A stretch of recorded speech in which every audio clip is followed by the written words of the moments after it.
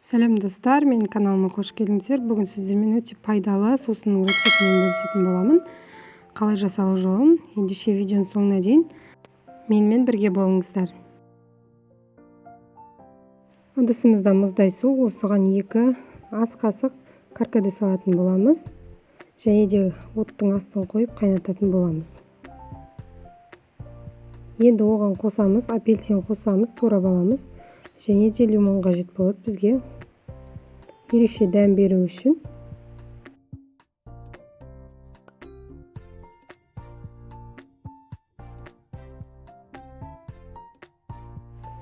Міне біздің суымыз бір қайнап шықты. Енді мята саламыз және де жаңағы туралған апельсин мен лимонды саламыз да тағы да 10-15 минут қайнататын боламыз.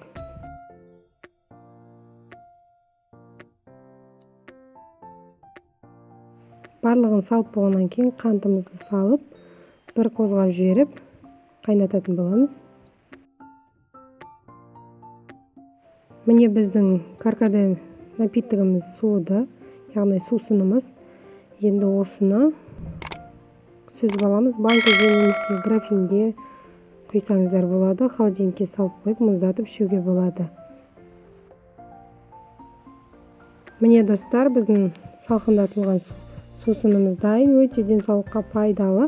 Үйде жасап берсеңіздер болады. Видеоның соңына дейін қарағандарыңызға рахмет. Пайдалы болса, каналыма жазылып, қоңыраушаны басып қойыңыздар. Алда тағы да көптеген пайдалы ақпараттермен бөлісетін боламын.